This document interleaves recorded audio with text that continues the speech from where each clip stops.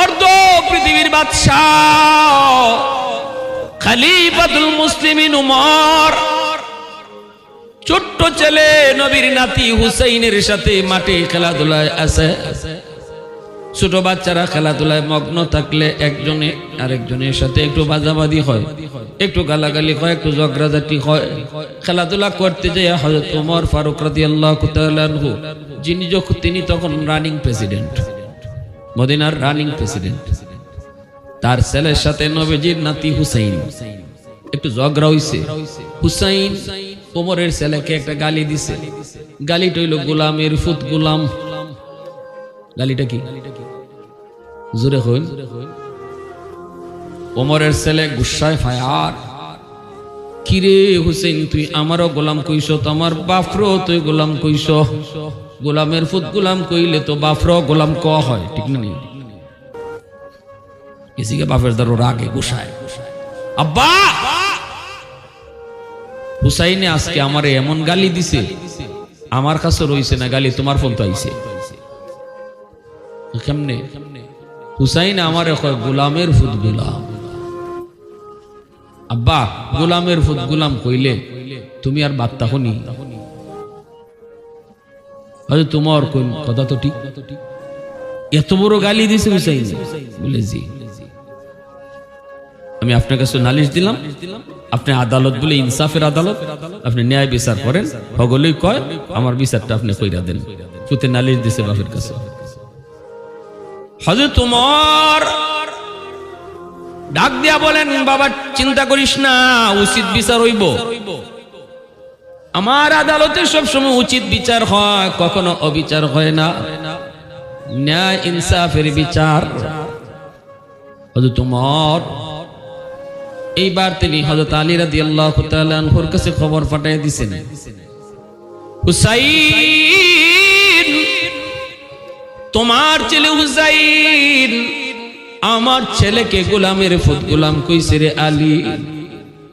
আলী রাদিয়াল্লাহু তাআলা আনহু বলে কোন কি? বলে হ, পুত্রে লইয়া আগামীকালকে আমার আদালতে হাজির হইও। আগামীকাল এতটার সময় হুসাইনের বিচার মদিনার সমস্ত মানুষজনকে জানাই দেওয়া হলো। ওমরের আদালতে হুসাইনের বিচার, হুসাইনের বিচার। আলী রাদিয়াল্লাহু তাআলা আনহু হুসাইনকে কয়, হুসাইন বাবা, বাজান বাজান তুই কি কইছ? ওমরের ছেলেরে তুই কি কইছ? ওমর না রানিং প্রেসিডেন্ট, প্রেসিডেন্টের ফুলারে তুই কি কইছ? হুসাইন কয়, আব্বা ওমরের ফুলারে আমি গোলামের ফুত গোলাম কইছি। যা কথা কইব নি, আমরা মতো নি ফুসা ঘুরাই লিতাম ডরের সুটে। আমরা হলাম না আব্বা কিতা কইছি মন নাই, আনাইলে কইতাম ইবাই কইছি হিবাই কইছি, কথা ঘুরাই ফিরে। হুসাইন কই না, কইছি তো কইছো। কি কইছ? গোলামের ফুত গোলাম। ইন্না লিল্লাহ। বাজান বাজান তুই এটা কিতা করছ? আচ্ছা গোলাম কইছ তো হেরই কই, হের বাপরে তুললে হইলিস তো। হের বাপ তৈল অর্ধ পৃথিবীর বাসা, এটা কেন কইছ? কাব্বা আমি কইছি কইছি কইছি। অন্যান্য সাহাবীরা এসে হুসাইনকে হুসাইন কালকে ওমরের আদালতে তোমার বিচার। ওমর বড় গরম, অনেক গরম। হুসাইন তোমার হাতে ধরি, তোমার কপালে চুমা দেই, গালে চুমা দেই। কথাটা একটু পুরায় কইও, কথাটা একটু, বাকিটা আমরা দেখ মনে খালি কইও। আমার পুরাপুরি মনে নাই কিতা কইছি। হুসাইন তোমরা আমার ইতে কিতা হিকাও। উমরের আদালতে আমার ফাঁসি হোক আর যাই হোক, যারা কইছি কইছি। আর কেন কইছি এটা যদি উমর জানতেন চাই, অবশ্যই তো জানতে চাইবা কেন কইছি, কেনটারও জবাব দিন। আল্লাহু আকবার জোরে হও।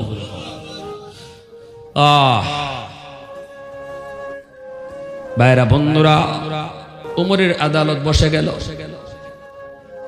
মদিনার মানুষজন সবাই হাজির, সাহাবেরাও তারা হাজির। আলীও ভয় পাইতেছেন, কেমনে কি হয় হুসাইনের বিচার। উমর ডাক দেয়া বলে, হুসাইন বলো আমার ছেলেরে তুমি কি কইছো? অনেকেই পিছন থেকে হুসাইনকে চিমটা দিয়া কয়, হুসাইন একটু ঘুরায় কবাদান, একটু ঘুরে কো বাকিটা আমরা দেখবো। হুসাইন কে অসম্ভব। হুসাইন তিনি দ্বারা সমস্ত হাউজের সামনে কয় আমি আপনার পুত্রে গোলামের ফুত গোলাম কইছি, গোলামের ফুয়া গোলাম, ঠিক না নি? হযরত ওমর এইবার তিনি একটু রাগ হইয়া বলতেছেন হুসাইন এটা তুমি কোন হিসাবে কইছো? নিজেরা ঝগড়া করছো, একজনে আরেকজনে গোলাম কোয়ার যা কইতে পারো, ছোট বাচ্চাদের ঝগড়া অসুবিধা নাই, কিন্তু আমি কেমনে গোলাম হইলাম একটু বুঝাইয়া দাও। হুসাইন তখন বলে আপনি কেমনে গোলাম এটা আমি বুঝাইতাম, আপনি বুঝবেন নি? কয় বুঝতাম না, খালি কও আপনি কি। হুসাইন তখন কয় আপনি কি আমার নানা জানের গোলাম না? আপনি কি আমার নানা জানের গোলাম না? এই কথাটা হুসাইন বলা মাত্রই উমর আদালতের চেয়ার থেকে নাইমা দৌড় দিয়া হুসাইনের পাশে আইসা হুসাইনকে বুকে জড়ায় কান্না শুরু করে দিছেন। ওমর কান্না শুরু করে দিছে।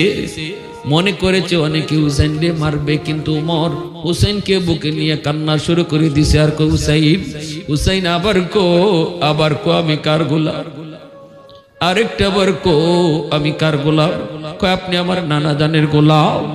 হুসাইন কাগজে তুমি কথাটা লিখে দিবাইনি, কাগজে তুমি কথাটা লিখে দিবাইনি আমি তোমার নানা জানের গোলাম। এই কাগজের লেখাটা আমার মরণের পর তোমরা কবরে দিয়ে দিও। কিয়ামতের ময়দানে আল্লাহ যদি আমারে জিগায় 10 বছর ক্ষমতা চালাইছি, কোথায় কোন বিপদ হইছে, আমার ডর। আল্লাহ যদি চায় হিসাব চায়, কেমনে হিসাব দিব আমার ভয় হয়। আল্লাহ যখন প্রশ্ন করব তখন আমি আল্লাহরে কই মালিক গোলামের সাথে আবার কের সওয়াল জবাব, আমি তো তোমার বন্ধুর গোলাম। এই যে দেখো হুসাইনের সার্টিফিকেট। আল্লাহু আকবার, জোরে কও, আরো জোরে কও আল্লাহু আকবার। फारूक तेरा नाम से इस्लाम रहेगा,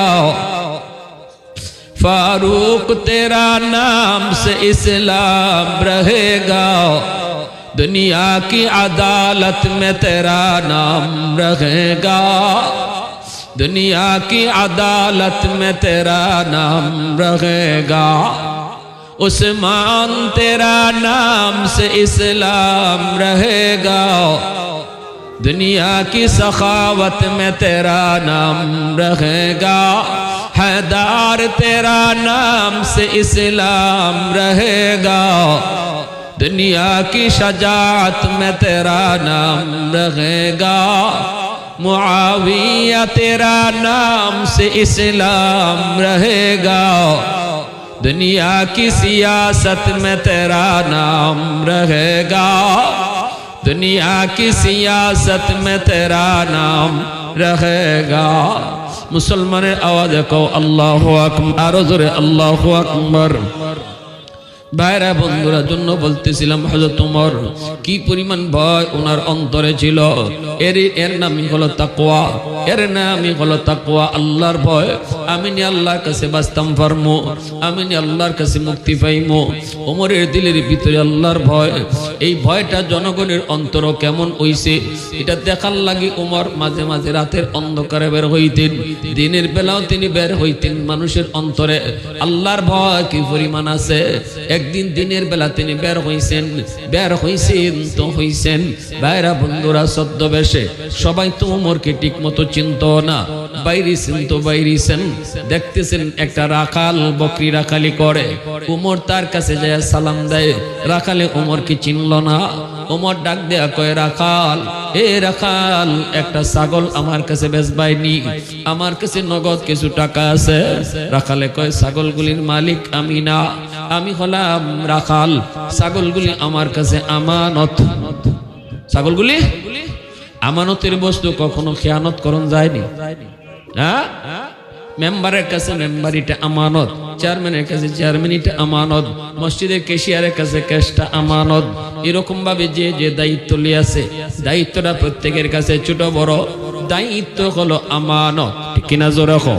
রাসূল বলে লা ঈমানা লিমান লা আমানাতা লা, লা ঈমানা লিমান লা আমানাতা লা, লা ঈমানা লিমান লা আমানাতা লা, আমানতদারি যার নাই তার ঈমান নাই, আমানতদারি যার নাই ঈমান নাই, আমানতদারি যার নাই তার ঈমান নাই। রাসূল তিনবার কইছেন।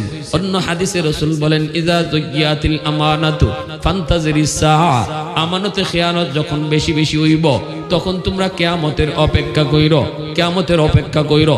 সন্তান বাপ মার কাছে রাখা আল্লাহর পক্ষ থেকে আমানত, অতএব এই সন্তানের ব্যাপারে খেয়ানত করা যাইতো না। সন্তানরে আল্লাহর মর্জি মতো লালন পালন করন লাগবো, কারণ সন্তানের মালিক হলেন কেডা? আর একটু জোরে নাকি আমি? সন্তানের মালিক বাপ, বাপের কাছে মার কাছে আল্লাহ আমানত রাখছে মালিক। এজন্য আমার সন্তান কি দেখবো, কি শিখবো, আমার সন্তানরে আমি কি লেখাপড়া করাইব, এই বিষয়টা কিন্তু নিজের মর্জি মতো করলে হবে না। বাপ মা যদি নিজের মর্জি মতো সন্তানকে লেখাপড়া করায়, আগডুম বাগডুম গোড়াডুম সাজে শিখায়, ওই দেখা যায় তাল গাছ তারে শিখায়, আল্লাহর পরিচয় শিখায় না, রসুলের পরিচয় শিখায় না। ওই দেখা যায় তাল গাছ দেখাইলো, মক্কা মদিনা দেখাইলো না, শিখাইলো না আল্লাহর পরিচয়, আখিরাতের ফিকির। এই বাপ মা এই সন্তানের ব্যাপারে খেয়ানত করছে। কি করছে? কিয়ামতের মাঠে এই সন্তান বাপ মার বিরুদ্ধে আল্লাহর আদালতে খেয়ানতের মামলা দিব। রব্বানা আতিহিম দিফাইন মিনাল আযাব ওয়াল আনহুম লানান কাবীরা। আল্লাহ আমার বাপ মারে ডাবল শাস্তি দাও। আমার বাপ মা খেয়ানত করার কারণে আমি আজকে জাহান্নামী হইছি, তোমারে চিনি নাই, আখিরাত বুঝি নাই, গাঞ্জাখুর হইছি, ইয়াবাখুর হইছি, বেনামাজি হইছি, বেরোজগার হইছি। কারণ আমারে বুঝ দেওয়া হয় নাই, আখিরাতের বুঝ আমারে দেওয়া হয় নাই আমার বাপ মার কারণে। তারা আমারে কোন জায়গা ফরাইছে, যে ফরাইছে আগডুম বাগডুম হিকলাম, কবরে আইয়া দেখি আগডুমে কোনো কামই হয় না। ঠিক না নি? আজ পর্যন্ত যে শিক্ষক হলতে আগডুম বাগডুম হিকাইছে, শিক্ষক না খালি শিক্ষকের 14 গোষ্ঠী লইয়াও আগডুমের অর্থ কইতে পারবো? হ্যাঁ, কোন শিক্ষকের 14 গোষ্ঠী আইলো আগডুমের অর্থ কইতে পারতো না, বাগডুমের অর্থ হুদাউদি।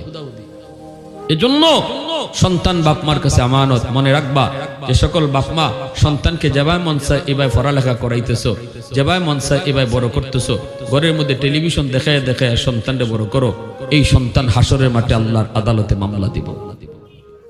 কঠিন মামলা হবে, জটিল মামলা। হাসরের মাঠে বহু বাপ মা সন্তানের মামলায় আল্লাহর আদালতে ধরা খাইব। কার মামলায়? সন্তানের মামলায় আল্লাহর আদালতে বাপ মা ধরা খাইব। এজন্য আমার ভাইরা বন্ধুরা, হযরত ওমর যখন এই রাখালকে বলতেছেন, রাখাল একটা ছাগল আমার কাছে বিক্রি করো। রাখালে কয়, ছাগলগুলি আমানত, বিক্রি করা সম্ভব না। ওমর নিজের পরিচয় না দিয়া বলেন, রাখাল একটা ছাগল যদি বিক্রি করো তোমার মালিক টের পাবে না। এতগুলি ছাগলের ভিতরে একটা ছাগল বেচলে বুঝতো না।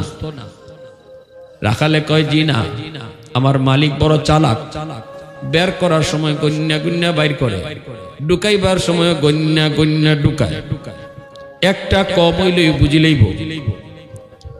ওমর কয়, রাখাল একটা ছাগল যখন কম পাইব তখন তুমি কইবা কাদ আকালা হুজি, বাগে খাই লিছে। এই কথা কইতেই রাখালে কয়, মুসাফির চিনলাম না তোমারে, চিনলাম না, তুমি কেডা?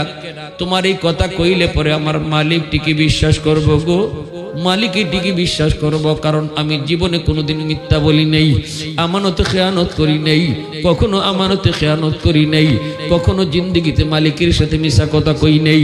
অতএব এই কথাটা কইলে আমার মালিকই মানি লইব, কোনো কথাই কইতো না। কিন্তু আমি তোমারে প্রশ্ন করি, দুনিয়ার মালিকরে আমি বুঝতে লাইলাম, ফাআইনাল্লাহ ফাআইনাল্লাহ, আসমানের মালিকরে কই রাখলা? আল্লাহু আকবার, জোরে বল না। দুনিয়ার মালিকরে আমি বুঝ দিলাম, কিন্তু আমি আমার আসমানের মালিকরে কোথায় রাখলাম? এ যুবক, দরজা বন্ধ করে তুমি খানা খাইয়া রোজা ভাঙছো, আর মানুষের সামনে আয়া সেপ পালায়া পালায়া রোজাদার সাচ্ছ। মানুষে তুমি বুঝতেছো, কিন্তু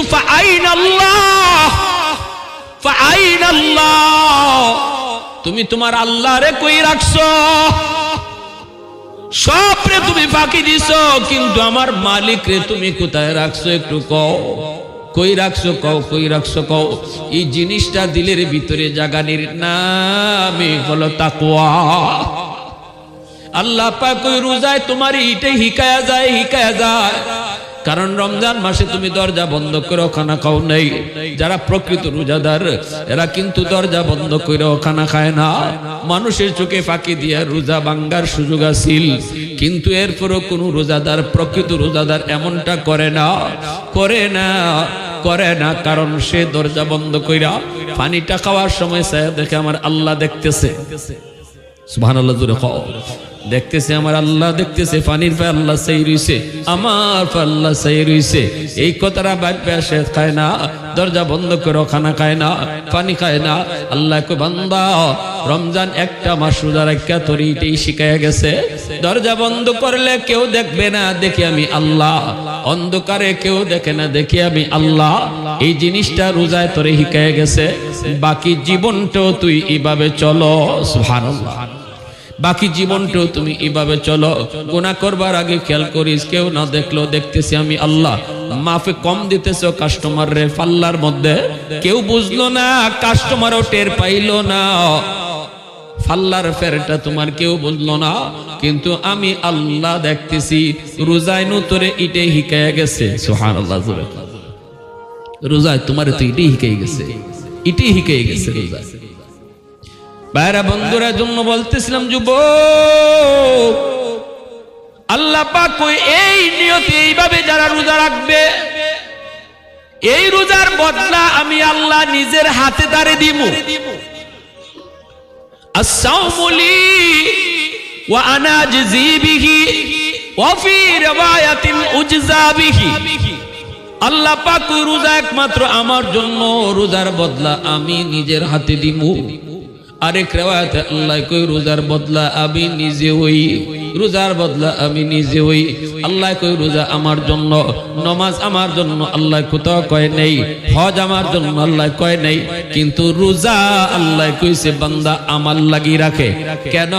নামাজ পড়ার ক্ষেত্রে অনেকে এই মন থাকতে পারে, মানুষই মন্দ কইব, মানুষে কইব ও মিয়া বুড়ো হয়ে গেছো, এখন যদি নামাজ পড়ো না। ও মিয়া মানুষে দেখাইবার লাগি মসজিদে যায়, হজে গেছে কেন লাগি মানুষে হাজি সাহেব কইতো, মানুষের সামনে হাজি সাজবার লাগি হজ করছে, মানুষের সামনে নামাজি সাজবার লাগি নামাজ পড়ছে। এই ধরনের দিলের ভিতরে তার নিয়ত থাকতে পারে, কিন্তু রোজাদার রোজা কখনো মানুষের সামনে রোজাদার সাজবার লাগি রাখে না। কারণ এইটা যদি তার দিলে থাকতো, তাহলে দরজা বন্ধ করে খাইয়াও মানুষের সামনে রোজাদার সাজবার সুযোগ ছিল, ঠিক না? কিন্তু আল্লাহ এখন না, আমার বান্দারা তো এটা করে না। তাহলে বোঝা গেল রোজাটা শুধুমাত্রই বান্দা আমার লাগি রাখছে, কার লাগি রাখছে? এজন্য আল্লাহ কই রোজার বদলা আমি নিজের হাতে দিমু।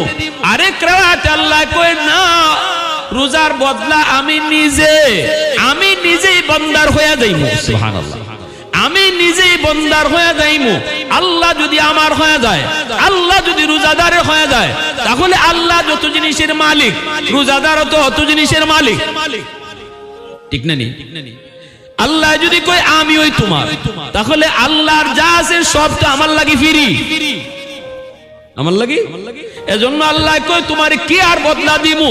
রোজাদারে বদলা দিমু কি? রোজাদারে বদলা দিমু কি? রোজাদারে বদলা আমি নিজে হই। অতএব বান্দা আমার যা আছে সব কিছুর মালিক হে।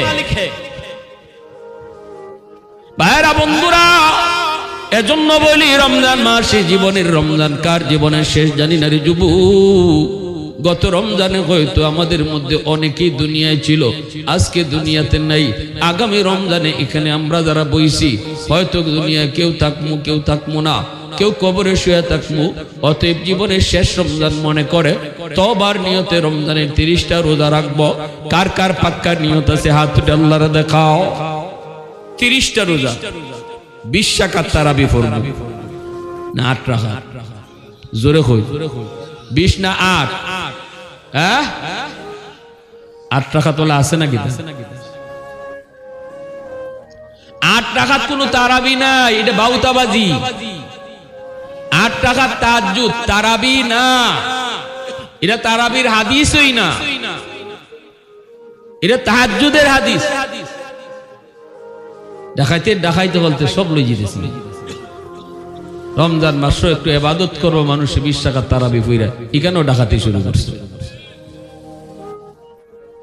আল্লাহ তুমি সহি বুঝ দান করো, আল্লাহ তুমি হেদায়েত দান করো। তারাবির সময় আমরা সেহরির সময় উঠমু 10টা মিনিট আগে, উঠতে ওযু কইরা 4 রাকাত তাহাজ্জুদ পড়মু। নিয়ত কার কার আছে একটু দেখেন। আল্লাহ তুমি কবুল করো, সবাই কই না আমিন। ভাই রমজান মাস কিন্তু তাহাজ্জুদের আমল শিখাই যাইতেছে। তাহাজ্জুদের সময় তো আমি উঠতেছি, ওই সেহরি তো খাওয়ান লাগবো, ঠিক না? সেহরি খাওয়ানোর লাগে যখন উঠতেছি, ওই 10টা মিনিট আগে উঠো। 10টা মিনিট আগে উঠটা ওযুটা কইরা 4টা রাকাত তাহাজ্জুদের নামাজ পড়ো, 2 রাকাত কইরা, তারপরে সেহরিটা খাও। তাহাজ্জুদের অভ্যাস 1টা মাস গড়ো, দেখবা বাকি 11 মাস তাহাজ্জুদ পড়া আল্লাহ তোমার লাগে আসান করে দিবে। 1টা মাস যদি কেউ তাহাজ্জুদ পড়ার অভ্যাস করে লায়, আল্লাহর ওয়াদা, আল্লাহ আসান করে দিব বাকি 11 মাস। রমজান মাসটা 5 ওয়াক্ত নামাজ জামাতের সাথে পড়ার নিয়ত কার কার আছে একটু হাত তুলে আল্লাহরে দেখো। আল্লাহ তুমি কবুল করো, সবাই কও আমিন।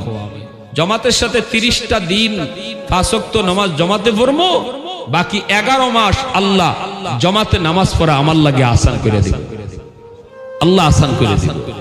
রমজানে যে আমলটা আমি ধারাবাহিক করবো মন থেকে, হৃদয় থেকে, আর নিয়ত করবো আল্লাহ বাকি জীবন জন্য এইভাবে চলতাম পারি, আল্লাহ কয় আমি তোমার লাগে আসান করে দিব, আমি ব্যবস্থা করে দিব। পারতাম না ইনশাআল্লাহ? এটা ইবাদতের মাস, এটা ব্যবসার মাস না, ইবাদতের মৌসুম। বোনাস দিছে আল্লাহ, অফারও দিছে আল্লাহ। বিভিন্ন সময় বিভিন্ন কোম্পানি অফার দেয়, বালতি নিলে মগ ফ্রি, ঠিক না? আল্লাহ রমজান মাসে অফার দিছে। রমজানে কয় আল্লাহ 1 টাকা দিবাই 70 টাকার সওয়াব দিব। সুবহানাল্লাহ জোরে কও। বাংলাদেশি কোম্পানি আর কয় টাকা দেয়? আর কয়টা দেয়? 1 বালতির সাথে 1টাই মগ দেয়, বালতির সাথে 70টা দেয় না। কিন্তু আল্লাহ কয় তুমি আমারে দিবাই 1টা রোজার, আমি ইটার লগে দিব 70টা। সুবহানাল্লাহ জোরে কও। এত বড় অফার, এত বড় বোনাস আল্লাহ পাক রমজানে দিয়া রাখছে, সুযোগ দিয়া রাখছে এই উম্মতকে, উম্মতে মুহাম্মদীকে। এত মায়া কইরা সবে কদর আছে যেটা কোন উম্মত পায় নাই, এই উম্মতরে আল্লাহ দিছে। সুবহানাল্লাহ জোরে কও। সবে কদর কোন উম্মতে পায় নাই, এই উম্মতে দিছে। কেন? আগের উম্মতরা 700 বছর 800 বছর হায়াত পাইলিছে, ইবাদতে আমরা থেকে বেশি বাইরে যেত। আল্লাহ কয় না দোস্ত, তোমার উম্মতরে সবে কদর দিছি, 1 রাইতে ইবাদত করব, 1000 রাইতে সে বেশি সওয়াব দিলাই। কোন দিক দিয়ে তোমার উম্মতরে আমি আরেক উম্মত থেকে পিছিয়ে রাখতাম না। হায়াতের দিক দেখালে একটু কম, গড় হায়াত কম, কিন্তু আমল হাসরে মাঠে গিয়া দেখবা হেরা 700 বছর পাইয়া অত আমল করছে না, তোমার উম্মতে 60 বছর পাইয়া যে আমল করছে। তাহলে এই রমজানের জীবনের গনিমত মনে করতাম, শেষ রমজান মনে কইরা রমজানে হক আদায় কইরা রোজাগুলা রাখতাম, গুনাহ থেকে নিজেরে বাঁচাইতাম। লুড্ডু খেলা আর ক্যারাম বোর্ড খেললে সময় নষ্ট করো না। ভাল লাগতেছে না, ঘুমাই থাকো। রোজাদার ঘুমায় থাকলেও সওয়াব লিখা হয়। খালি বেহুদা কথা কইও না, ঘুমাই থাকো, ভাল লাগতেছে না। কোরআন তেলাওয়াত করতেছো, এখন ভাল লাগতেছে না, খেলাধুলাত না গিয়া ঘুমাই রইছো।